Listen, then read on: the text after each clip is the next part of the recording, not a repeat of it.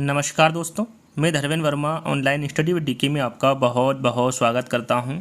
आज हम बात करने वाली दोस्तों जिन पियाजे से संबंधित 60 अति महत्वपूर्ण प्रश्नों के बारे में। आप यहां पर जिन पियाजे का चित्र देख सकते हैं। यहां पर आपको 60 प्रश्न मिलेंगे, सभी के सभी प्रश्नों को इंक्लूड किया है जो कि काफ़ी इंपॉर्टेंट हैं।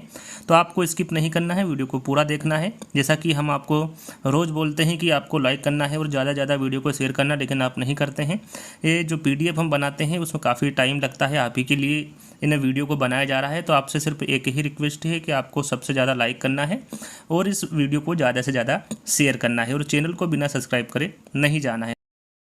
तो वन लाइनर है, ज़्यादा समय नहीं लगेगा, तो आपको स्किप नहीं करना है, वीडियो को पूरा देखना है और अपने जितने भी ग्रुप हैं उन सभी में इस वीडियो को शेयर कर देना है। तो सबसे पहले इनके बारे में हम बात कर लेते हैं। देखिए, जो जिन पियाजे हैं इन्होंने कौन सा सिद्धांत दिया था। वैसे तो इससे संबंधित प्रश्न आएंगे, लेकिन थोड़ी सी जानकारी मैं आपको दे देता हूँ। जिन पियाजे ने संज्ञानात्मक विकास का सिद्धांत दिया था। इन्होंने कितनी अवस्थाएं बताई थी? तो उन्होंने 4 अवस्थाएं बताई थी। कौन कौन सी? संवेदी पेशी अवस्था, जिसे संवेदनात्मक अवस्था भी कहते हैं, जो कि जन्म से 2 वर्ष तक की होती हैं। पूर्व सक्रियात्मक अवस्था, जो कि 2 से 7 वर्ष तक की होती हैं। स्थूल या फिर मूर्त क्रियात्मक अवस्था, जो कि 7 से 12 वर्ष तक की होती हैं। और औपचारिक, जिसे क्रियात्मक अवस्था भी कहते हैं, ये 12 वर्ष से 15 वर्ष की होती। कहीं कहीं 16 वर्ष भी दिया होगा। तो यदि 12 से 15 आए तो आपको टिक कर देना है, आपका राइट आंसर होगा। तो यहाँ पर देखिए 4 अवस्थाएं बताई हैं, इसमें और भी उप अवस्थाएं बताई है, तो उसके बारे में हम वन बाय वन बात करेंगे। तो यहाँ पर शुरू करते हैं। सभी के सभी प्रश्नों को लिया गया है, तो ज़्यादा यहाँ पर समझाने की आवश्यकता नहीं है। जैसे जैसे प्रश्न आएंगे वैसे वैसे आप खुद समझते जाएंगे। तो यहाँ पर पहला प्रश्न, सबसे पहले बात करते हैं इनकी जन्म और मृत्यु की, कि इनका जन्म कब हुआ था और इनकी मृत्यु कब हुई थी। तो यहाँ पर आप देख सकते हैं जिन पियाजे का जन्म 9 अगस्त 1896 में हुआ था और इनकी मृत्यु कब हुई थी? इनकी मृत्यु हुई थी 16 सितंबर 1980 में। कुल कितनी उम्र थी इनकी? तो लगभग इनकी 84 वर्ष में इनका निधन हो गया था। तो आप जन्म और मृत्यु के बारे में आपको पता होना चाहिए कि इनकी मृत्यु कब हुई थी और जन्म कब हुआ था। 1896 में इनका जन्म हुआ था और 1990 में इनकी मृत्यु हो गई थी। और ये कहाँ के मनोवैज्ञानिक थे? तो ये स्विट्जरलैंड के थे। जिन पियाजे स्विट्जरलैंड के मनोवैज्ञानिक थे। काफ़ी इंपॉर्टेंट है, एग्जाम में पूछा जाता है। जिन पियाजे ने कौन सा सिद्धांत दिया था? तो थोड़ी देर पहले ही मैंने आपको बताया कि संज्ञानात्मक विकास का सिद्धांत दिया था, जिसे विकासात्मक सिद्धांत के नाम से भी जाना जाता है। संज्ञानात्मक विकास की कौन कौन सी अवस्थाएं होती है? जैसा कि थोड़ी देर पहले ही मैंने आपको बताया था, संवेदी पेशी अवस्था, पूर्व क्रियात्मक अवस्था, मूर्त सक्रियात्मक अवस्था और अमूर्त सक्रियात्मक अवस्था। आपको इसको इस प्रकार से याद करना है कि पहली कौन सी है, दूसरी कौन सी है, तीसरी कौन सी है और चौथी कौन सी अवस्था है। तभी आप इसको सही तरीके से याद कर पाएंगे और सही तरीके से आप वर्ष को भी ध्यान में रख पाएंगे कि संवेदी पेशी अवस्था की जो अवधि होती है वो 0 से 2 वर्ष तक की होती हैं। पूर्व क्रियात्मक अवस्था की 2 से 7 वर्ष तक की होती हैं। मूर्त सक्रियात्मक अवस्था की 7 से 11 वर्ष तक की होती हैं और अमूर्त सक्रियात्मक अवस्था की जो अवधि होती है वो 11 से 15 वर्ष तक की होती हैं। तो ये आपको ध्यान में रखना है। आपको ये ध्यान रखना है कि कौन सी पहली है और कौन सी दूसरी, कौन सी तीसरी और कौन सी चौथी अवस्था है। तो छठा प्रश्न है, सीखने का अर्थ ज्ञान निर्माण करना है। यह किसने कहा? तो ये जिन पियाजे के द्वारा कहा गया। इनका कहना था कि सीखने का अर्थ ज्ञान निर्माण करना है। याद रखिएगा, काफ़ी इंपॉर्टेंट है। जिन पियाजे का संज्ञानात्मक विकास के किस सिद्धांत में बच्चा अमूर्त चिंतन करता है? यहाँ पर अमूर्त चिंतन किस अवस्था में करता है बच्चा, इसके बारे में आपको बताना है। तो जो औपचारिक अवस्था है, जो चौथी अवस्था होती है, जो कि 11 वर्ष से 15 वर्ष तक की अवस्था होती है, इसमें बच्चा अमूर्त चिंतन करता है। पियाजे के अनुसार व्यक्ति के किस विकास में उसके जीवन के किस भाग का विशेष योगदान होता है? तो यहाँ पर देखिए, पियाजे के अनुसार आपको बताना है कि व्यक्ति के किस विकास में उसके जीवन के किस भाग का विशेष योगदान होता है। तो वो होता है बचपन का विशेष योगदान होता है पियाजे के अनुसार। संज्ञानात्मक विकास को किसने जाननिक ज्ञान मीमांसा के रूप में स्वीकार किया है? काफ़ी इंपॉर्टेंट है, वेरी वेरी इंपॉर्टेंट प्रश्न है। तो आपको याद कर लेना है कि जो संज्ञानात्मक विकास को जिन पियाजे ने जाननिक ज्ञान मीमांसा के रूप में स्वीकार किया है। सभी के सभी इंपॉर्टेंट हैं। तो सबसे ज़्यादा आपको लाइक करना है। इस वीडियो का एम हम 1000 लाइक रखते हैं, देखते हैं कब तक लाइक पूरे हो जाते हैं 1000। तो आपको सभी को वीडियो को लाइक करना है। तो 10वां प्रश्न है, विकासात्मक मनोविज्ञान का जनक किसे माना जाता है? जैसे कि मैंने आपको शुरू में बताया था कि संज्ञानात्मक विकास को ही विकासात्मक सिद्धांत भी कहा जाता है। तो जो विकासात्मक मनोविज्ञान के जनक है वो भी जिन पियाजे को माना जाता है। जिन पियाजे ने अपना प्रयोग किस पर किया था? तो इन्होंने जो अपना प्रयोग किया था वो खुद के बच्चों पर किया था। तो जिन पियाजे ने अपना प्रयोग अपने बच्चों पर किया था। जिन प्याजे की किस अवस्था को ज्वार भाटा का काल कहा जाता है? काफ़ी इंपॉर्टेंट है, तो याद रखिएगा ये संवेदी गामक अवस्था होती है जो कि जन्म से 2 वर्ष तक की होती है। इसके बारे में तो आपको पता होगा कि ये कितने से कितने वर्ष तक की अवधि होती है, तो 0 से 2 वर्ष तक की, यानी जन्म से 2 वर्ष तक की अवधि होती है और इस अवस्था को ज्वार भाटा का काल कहा जाता है, जो कि जिन प्याजे द्वारा दी गई है। संवेदी पेशी अवस्था को कितने भागों में बांटा गया है? जैसे कि मैंने आपको शुरू में बताया था कि जो अवस्थाएं 4 बताई हैं जिन प्याजे ने, उनकी और भी अवस्थाएं बताई हैं, तो यहाँ पर उसी के बारे में पूछा गया है। जो पहली अवस्था है संवेदी पेशी अवस्था, उसको कितने भागों में बांटा गया है? तो 6 भागों में बांटा गया है। कितने भागों में? 6 भागों में। अब 6 भाग कौन कौन से हैं उसके बारे में भी आपको पता होना चाहिए, तो यहाँ पर आप देख सकते हैं। वीडियो को पॉज कर लीजिएगा, 1-2 बार आप पढ़ेंगे तो आसानी से याद हो जाएगा। तो यहाँ पर देखिए, प्रतिवर्त क्रियाओं की अवस्था जो कि जन्म से 30 दिन की होती है। प्रमुख वृत्ति क्रियाओं की अवस्था देखिए, यदि इनको एक एक करके समझाएंगे तो काफ़ी टाइम होगा, तो इसलिए जल्दी जल्दी मैं आपको बता देता हूँ। प्रमुख वृत्ति क्रियाओं की अवस्था 1 माह से 4 माह की होती है। गौण वृत्तीय प्रतिक्रियाओं की अवस्था ये 4 माह से 8 माह की होती है। गौण स्कीमेटो के समन्वय की अवस्था ये 8 माह से 12 माह की होती हैं। तृतीय व्रती प्रतिक्रियाओं की अवस्था ये 12 माह से 18 माह की होती हैं। और जो छठी अवस्थाएं हैं वो मानसिक सहयोग द्वारा नए साधनों की खोज की अवस्था है, जो कि 18 माह से 24 माह की होती है। तो 6 अवस्थाएं बताई है संवेदीय पेशी अवस्था की, तो इसके बारे में आपको पता होना चाहिए। अगला प्रश्न है, जिन प्याजे ने कौन सी पुस्तक में बताया कि 5 वर्ष तक बालक गैर नैतिक होता है? यहाँ पर पुस्तक के बारे में पूछा गया है, कौन सी पुस्तक है जिन्होंने जिन प्याजे ने बताया कि 5 वर्ष तक के जो बालक होते हैं वो गैर नैतिक होते हैं? तो वो पुस्तक है the moral judgement of the child, जो कि 1932 में दी गई थी। काफ़ी इंपॉर्टेंट है, इस पुस्तक को याद कर लीजिएगा। पूर्व सक्रियात्मक अवस्था में प्रकट होने वाले लक्षण को कितने प्रकार में विभाजित किया गया है, या फिर कह सकते हैं कि पूर्व सक्रियात्मक अवस्था को कितने भागों में बांटा गया है? तो इसे 2 भागों में बांटा गया है। याद रखिएगा, जो पूर्व सक्रियात्मक अवस्था है इसे 2 भागों में बांटा गया है। और इसकी अवधि कितनी होती है पूर्व सक्रियात्मक अवस्था की? तो इसकी अवधि होती है 2 वर्ष से 7 वर्ष। तो यहाँ पर 2 अवस्थाएं कौन कौन सी है इसके बारे में भी आपको पता होना चाहिए। पहली अवस्था है प्राक संप्रत्यात्मक अवधि, जिसे पूर्व प्रज्ञ काल भी कहा जाता है। इसकी अवधि कितनी होती है? इसकी अवधि 2 से 4 वर्ष तक की होती है। और दूसरा है अंतर्दर्शी अवधि, जिसे अंतः प्रज्ञा काल भी कहते हैं। इसकी अवधि कितनी होती है? तो इसकी अवधि 4 से 7 वर्ष तक की होती है। तो आपको इन अवस्थाओं को भी याद कर लेना है। 16वां प्रश्न है, पियाजे का संज्ञानात्मक सिद्धांत किससे संबंधित है? यहाँ पर काफ़ी इंपॉर्टेंट है, तो ये मानव की बुद्धि एवं उसके विकास से संबंधित है। जो पियाजे का संज्ञानात्मक सिद्धांत है वो मानव की बुद्धि एवं उसके विकास से है। नियमीकरण की अवस्था किस अवस्था को कहा जाता है? तो जो नियमीकरण की अवस्था है वो मूर्त सक्रियात्मक अवस्था को कहा जाता है। मूर्त सक्रियात्मक अवस्था कब से कब तक की अवस्था होती है? तो ये 7 से 12 वर्ष तक की अवस्था होती है। ये नियमीकरण की अवस्था, इस अवस्था को कहा जाता है। याद रखिएगा। इस नियम के अनुसार बालक किसके साथ अनुकूलन करने के लिए अनेक नियमों को सीख लेता है? तो यहाँ पर आपका राइट आंसर होगा पर्यावरण के साथ। याद रखिएगा, बालक पर्यावरण के साथ अनुकूलन करने के लिए अनेक नियमों को सीख लेता है। किस अवस्था में सामाजिक खेल का विकास होता है? तो वो है मूर्त सक्रियात्मक अवस्था। याद रखिएगा, काफ़ी इंपॉर्टेंट प्रश्न है। पूछा जाता है कि किस अवस्था में सामाजिक खेल का विकास होता है? तो वो मूर्त सक्रियात्मक अवस्था में होता है, जो कि 7 से 11 वर्ष तक की होती है। बच्चे दुनिया के बारे में अपनी समझ का सृजन करते हैं, इसका श्रेय किसे जाता है? काफ़ी इंपॉर्टेंट है, तो याद रखिएगा, ये पियाजे को इसका श्रेय जाता है कि बच्चे दुनिया के बारे में अपनी समझ का सृजन करते हैं। निर्माण व खोज का सिद्धांत किसने दिया था? काफ़ी इंपॉर्टेंट है, एग्जाम में पूछा जाता है, तो याद रखिएगा, ये जिन पियाजे ने दिया था निर्माण व खोज का सिद्धांत।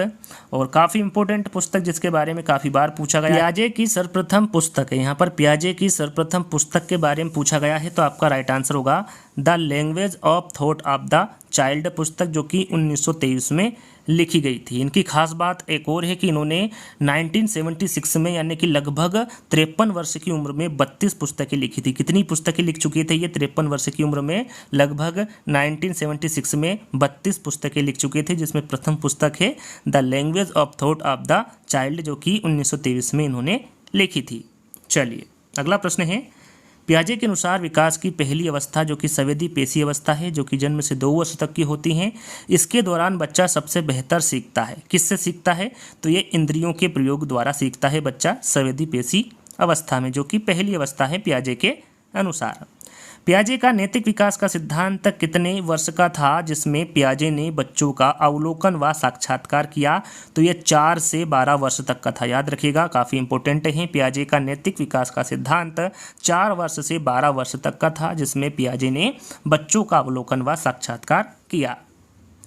पियाजे के संज्ञानात्मक विकास की प्रक्रिया में मुख्यतः किन 2 बातों को महत्वपूर्ण माना है? तो वो माना है संगठन व अनुकूल को। याद रखिएगा, पियाजे के संज्ञानात्मक विकास की प्रक्रिया में मुख्यतः संगठन व अनुकूलन, इन 2 बातों को महत्वपूर्ण माना है। संज्ञानात्मक विकास की किस अवस्था में सबसे ज़्यादा गणितीय अवधारणा का विकास होता है? काफ़ी इंपॉर्टेंट है, यहाँ पर पूछा गया है कि किस अवस्था में सबसे ज़्यादा गणितीय अवधारणा का विकास होता है? तो वो है मूर्त सक्रियात्मक अवस्था। ये कितने वर्ष से कितने वर्ष तक की होती हैं? 7 से 12 वर्ष तक की होती हैं और इस अवस्था में सबसे ज़्यादा गणितीय अवधारणा का विकास होता है। बच्चे सक्रिय ज्ञान निर्माता तथा नन्हे वैज्ञानिक है जो संसार के बारे में अपने सिद्धांतों की रचना करते हैं। यहाँ कथन किसका है? तो यहाँ पर जो कथन दिया गया है ये जीन पियाजे के द्वारा दिया गया कथन है। अमूर्त वैज्ञानिक चिंतन के लिए क्षमता का विकास किस अवस्था की एक विशेषता है? तो यहाँ पर देखिए, ये औपचारिक सक्रियात्मक अवस्था की एक विशेषता है। अमूर्त वैज्ञानिक चिंतन के लिए क्षमता का विकास ये औपचारिक सक्रियात्मक अवस्था की एक विशेषता है। किस अवस्था में खेल, अनुकरण, चित्र का निर्माण और भाषा के माध्यम से जानकारी प्राप्त करता है? तो ये है मूर्त सक्रियात्मक अवस्था। देखिए, मैं ये बार बार आपको क्यों बता रहा हूँ कि इसकी अवधि कितनी होती, कितने से कितने वर्ष तक की होती है, इसलिए ताकि आपको ये जल्दी से जल्दी याद हो जाए। तो जो मूर्त सक्रियात्मक अवस्था की जो अवधि होती है वो 7 से 12 वर्ष तक की होती है। इस अवस्था में खेल, अनुकरण, चित्र का निर्माण और भाषा के माध्यम से जानकारी प्राप्त करता है। जीन पियाजे के अनुसार संज्ञानात्मक विकास के किस अवस्था में बालक वस्तु को पहचानने की कोशिश करता है तथा जैविक क्रियाओं को अपनाता है? तो वो है संवेदी पेशी अवस्था, जो कि जीन पियाजे की पहली अवस्था है और वो 0 से 2 वर्ष तक की इन्होंने इस अवस्था को बताया है। इस अवस्था में बालक वस्तु को पहचानने की कोशिश करता है तथा जैविक क्रियाओं को अपनाता है। किसमें? संवेदी पेशी अवस्था में। समस्या समाधान की क्षमता का विकास किस अवस्था में होता है? तो ये अमूर्त अवस्था में होता है, जिसे औपचारिक सक्रियात्मक अवस्था भी कहते हैं। इसकी अवधि होती है 12 वर्ष से 15 वर्ष तक। ये समस्या समाधान की क्षमता का विकास अमूर्त या फिर औपचारिक सक्रियात्मक अवस्था में होता है। बुद्धि में विभिन्न प्रक्रिया हैं, जैसे प्रत्यक्षीकरण, स्मृति, चिन्ह एवं तर्क सभी संगठित होकर कार्य करती है। इसका तात्पर्य किससे है? तो इसका जो तात्पर्य है, यहाँ पर देखिए संगठित होकर करती है, तो इसका जो तात्पर्य होगा वो किससे होगा? संगठन से होगा। वह अवस्था जब बच्चा तार्किक रूप से वस्तुओं व घटनाओं के विषय में चिंतन प्रारंभ करता है, उस अवस्था को क्या कहेंगे पियाजे के अनुसार? तो उस अवस्था को कहेंगे मूर्त सक्रियात्मक अवस्था, जो कि 7 से 11 वर्ष तक की होती हैं। इस अवस्था में जब बच्चा तार्किक रूप से वस्तुओं व घटनाओं के विषय में चिंतन प्रारंभ करता है, कौन सी अवस्था में? मूर्त सक्रियात्मक अवस्था में। बालकों में वैज्ञानिक ढंग से, यहाँ पर बालक लिखे हुए हैं, बालकों में वैज्ञानिक ढंग से सोचने की अवस्था किस काल की है? तो वो है अमूर्त या फिर औपचारिक अवस्था। याद रखिएगा, अमूर्त या औपचारिक अवस्था बालकों में वैज्ञानिक ढंग से सोचने की अवस्था है। तो यहाँ पर अमूर्त या औपचारिक अवस्था आपका राइट आंसर होगा। जीन पियाजे के संज्ञानात्मक विकास की किस अवस्था में बालक के चिंतन में पूर्णता आ जाती है तथा समस्या समाधान के बौद्धिक क्षमता का विकास हो जाता है? तो ये है औपचारिक सक्रियात्मक अवस्था, जो कि 11 से 15 वर्ष तक की होती है। जीन पियाजे के संज्ञानात्मक सिद्धांत में बच्चा किस सिद्धांत में क्यों और कैसे का प्रश्न करता है? तो वह अवस्था है पूर्व सक्रियात्मक अवस्था, जो कि 2 से 7 वर्ष तक की होती हैं। जीन पियाजे के संज्ञानात्मक सिद्धांत में बच्चा पूर्व सक्रियात्मक अवस्था में क्यों और कैसे का प्रश्न करता है। पियाजे का सिद्धांत किस पद्धति से सीखने पर बल देता है? तो ये खोज पद्धति के सीखने पर बल देता है। याद रखिएगा, पियाजे का सिद्धांत खोज पद्धति से सीखने पर बल देता है। जीन पियाजे ने नैतिक विकास को कितने भागों में बांटा है? काफ़ी इंपॉर्टेंट है। यहाँ पर जीन पियाजे ने जो नैतिक विकास है उसको कितने भागों में बांटा है? तो इसे 2 भागों में बांटा है। याद रखिएगा, जीन पियाजे ने नैतिक विकास को 2 भागों में बांटा है। अब 2 भाग कौन कौन से हैं उसके बारे में भी आपको पता होना चाहिए। परायत नैतिकता की अवस्था, जिसे पर केंद्रित उन्मुक्ता भी कहते हैं। स्वायत्त नैतिकता की अवस्था, जिसे स्वायत्तता और उन्मुक्ता भी कहते हैं। तो 2 प्रकार बताए हैं। यहाँ पर देखिए, इसकी अवधि कितने से कितने वर्ष तक की होती हैं, इसके बारे में में भी हम अगले प्रश्न में जानकारी देंगे, जैसा कि आप यहाँ पर देख सकते हैं। परायत नैतिकता की अवस्था, जिसको हम परकेंद्रित उन्मुखता भी कहते हैं, इसकी अवधि कितनी होती है इस अवस्था की? तो इसकी अवधि होती है 2 से 8 वर्ष। अब बात करते हैं स्वायत्त नैतिकता की अवस्था या फिर स्वायत्तता उन्मुखता की अवस्था, इसकी अवधि कितनी होती है? तो इसकी अवधि होती है 9 वर्ष से 11 वर्ष। आपको ये सभी याद कर लेना है, काफ़ी इंपॉर्टेंट है। तो यहाँ पर 41वां प्रश्न है, संज्ञानात्मक विकास के 4 चरणों संवेदी पेशी, पूर्व सक्रियात्मक, स्थूल सक्रियात्मक और औपचारिक सक्रियात्मक की पहचान की गई, यानी किसके द्वारा की गई है? तो साधारण सा प्रश्न है, इसके बारे में आप सब जानते हैं, ये पियाजे के द्वारा की गई है। अगला प्रश्न है, जिन पियाजे के अनुसार बालक में चिंतन, तर्क, वितर्क, एकाग्रचित आदि गुणों का विकास किस अवस्था में होता है? तो ये होता है मूर्त सक्रियात्मक अवस्था, जो कि 7 से 11 वर्ष तक की होती है। तीसरी अवस्था है, याद रखिएगा। जिन पियाजे के अनुसार बालक में चिंतन, तर्क, वितर्क, एकाग्रचित आदि गुणों का विकास मूर्त सक्रियात्मक अवस्था में होता है, जो कि तीसरी अवस्था है, जो कि 7 से 11 वर्ष तक की होती है। बाहरी सत्ता के आधार पर नैतिक चिंतन करने वाले बच्चे किस धारणा में विश्वास करते हैं? तो ये तुरंत न्याय पे करते हैं, याद रखिएगा। बाहरी सत्ता के आधार पर नैतिक चिंतन करने वाले बच्चे तुरंत न्याय में विश्वास करते हैं। जिन पियाजे ने किस उम्र के बच्चों का अवलोकन और साक्षात्कार किया था? यहाँ पर देखिए, जिन पियाजे ने किस उम्र के बच्चों का अवलोकन और साक्षात्कार किया था? तो ये किया था इन्होंने 4 से 12 वर्ष के बच्चों का अवलोकन और साक्षात्कार किया था जिन पियाजे ने, याद रखिएगा। जिन पियाजे के अनुसार 10 वर्ष या उससे बड़े उम्र के बच्चे किस प्रकार की नैतिकता प्रदर्शित करते हैं? तो ये स्वायत्तता पर आधारित नैतिकता प्रदर्शित करते हैं पियाजे के अनुसार 10 वर्ष या उससे बड़े उम्र के बच्चे। वह स्तर जिसमें बच्चा किसी वस्तु एवं घटना के बारे में तार्किक रूप से सोचना शुरू करता है कहा जाता है, तो उसे मूर्त क्रियात्मक अवस्था या फिर मूर्त सक्रियात्मक अवस्था कहते हैं, जो कि 7 से 11 वर्ष तक की होती है। इसमें बच्चा किसी वस्तु एवं घटना के बारे में तार्किक रूप से सोचना शुरू करता है, किसमें? मूर्त सक्रियात्मक अवस्था या फिर मूर्त क्रियात्मक अवस्था में। जिन पियाजे का संज्ञानात्मक विकास के अनुसार दूसरी अवस्था, यहाँ पर देखिए, जैसा कि मैंने आपको बताया था, पहली कौन सी है, दूसरी कौन सी है, तीसरी कौन सी है और चौथी अवस्था कौन सी है, इसके बारे में आपको पता होना चाहिए। दूसरी अवस्था के बारे में पूछा गया है, तो ये पूर्व सक्रियात्मक अवस्था है, जो कि 2 से 7 वर्ष तक की होती है।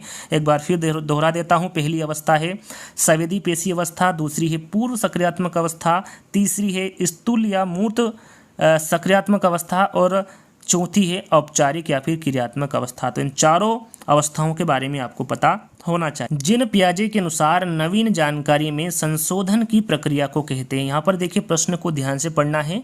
जिन पियाजे के अनुसार नवीन जानकारी में संशोधन की प्रक्रिया को क्या कहते हैं? तो उसे समायोजन कहते हैं, याद रखिएगा। जिन पियाजे के अनुसार नवीन जानकारी में संशोधन की प्रक्रिया को समायोजन कहते हैं। जिन पियाजे के अनुसार नवीन जानकारी के आधार पर पुरानी योजना में संशोधन को क्या कहते हैं? मैंने अभी आपको बताया था, प्रश्न को ध्यान से पढ़ना है। तो यहाँ पर राइट आंसर होगा समावेशन, याद रखिएगा। जिन पियाजे के अनुसार नवीन जानकारी के आधार पर पुरानी योजना में संशोधन को समावेशन कहते हैं। जिन पियाजे और वाइगोत्स्की में समानता है, यहाँ पर देखिए दोनों में समानता आपको बतानी है कि जिन पियाजे और वाइगोत्स्की में क्या समानता है। तो दोनों मानते हैं कि बच्चे की भाषा से विचार जन्म लेता है, ये वाइगोत्स्की का मानना भी है और जिन पियाजे का भी मानना है। पियाजे के अनुसार 2 से 7 वर्ष के बीच का एक बच्चा संज्ञानात्मक विकास की किस अवस्था में होता है? तो शुरू से आपको बताता आ रहा हूँ, ये पूर्व सक्रियात्मक अवस्था है।